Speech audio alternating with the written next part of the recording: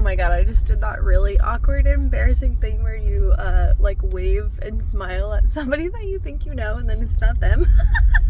Oh my god, that was funny. Anyway, so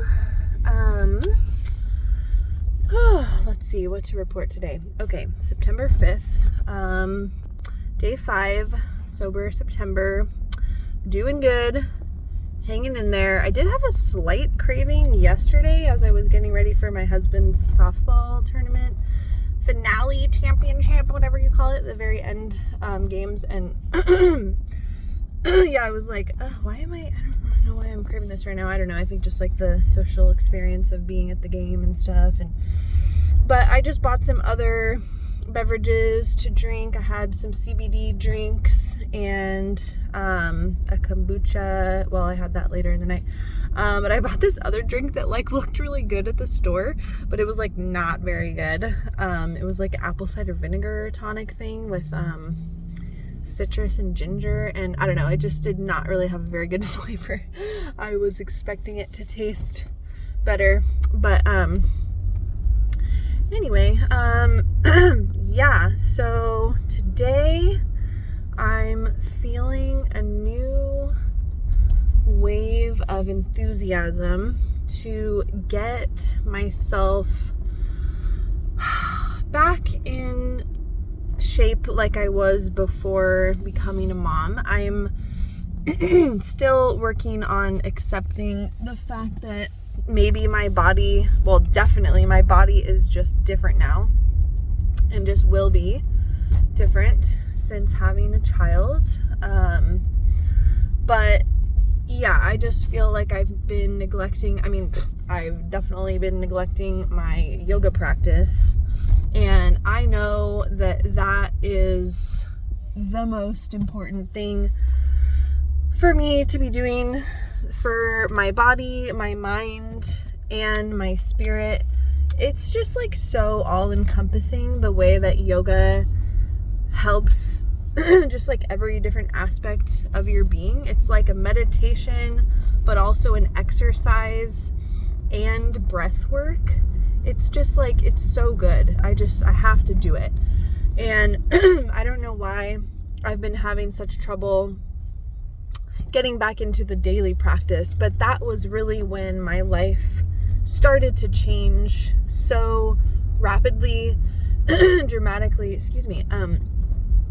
was when I was doing yoga every day. When I committed to, I did a 7-day at-home yoga challenge with this lady who was a yoga teacher at the gym, and it was, the beginning of what would be my spiritual awakening experience.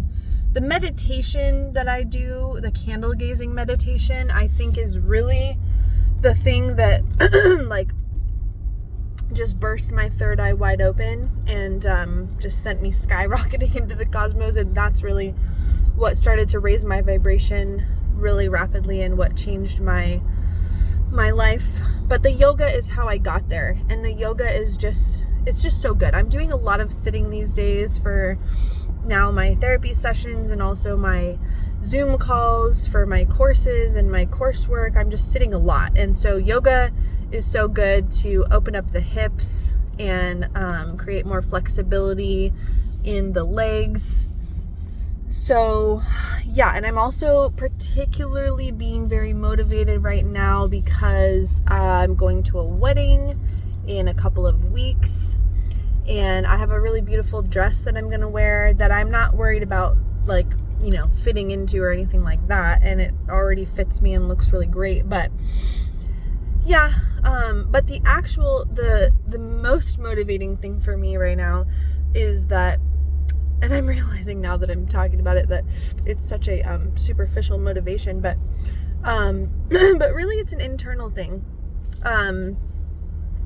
Because what it really comes down to is I want to feel comfortable with my body, and I don't want to, this is actually a really good way to identify any area of your life that you need to change or adjust, is that if you have some sort of negative feeling about anything in your life, it's like, okay, why are you feeling negatively about that, and what can you do to change that? Because you don't want there to be things in your daily life that you're feeling negatively about, because that lowers your vibration and attracts more negativity.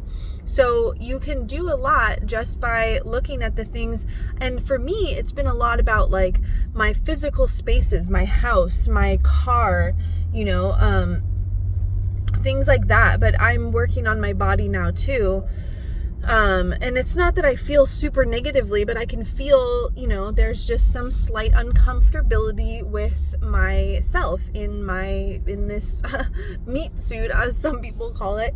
And I have a lot of power to control that and to change my situation. So, that's what I'm going to do. Oh, but I was getting to the thing that's really motivating for me right now is I'm going to a retreat next month in the 3rd week of October, and I'm really, really excited because it's a woman that I really, really admire and look up to, and I love all of her work and I love everything that she says. And her name is Mia Magic. And if you want to go on this epic retreat, it's going to be in Redwood Valley in the Redwoods. And I'm so excited because it's just going to be such a powerful experience. Like, she is a powerful woman.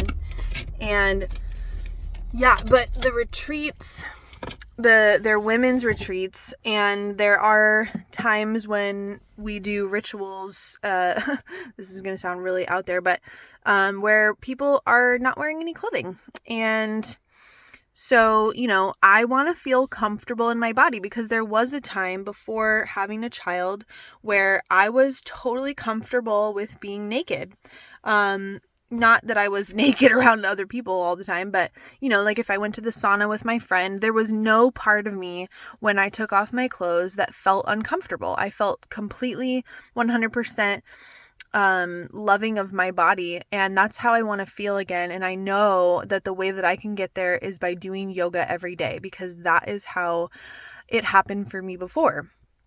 So that's my motivation. I'm so excited to feel good about my body again. And yeah, so get my hot yoga bod back. So and it will also be really great for my relationship with my husband. I mean, he thinks I'm beautiful, and he tells me all the time how beautiful I am and how pretty I look, and he compliments me on my outfits and my hairdos and things like that.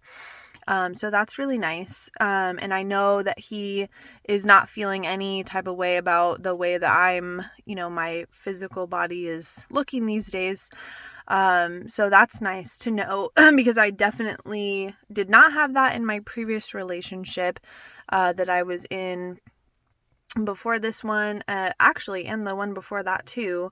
I had, the person that I was with before David, never complimented me on, or maybe like super infrequently, but like David tells me almost every day, like how beautiful I am.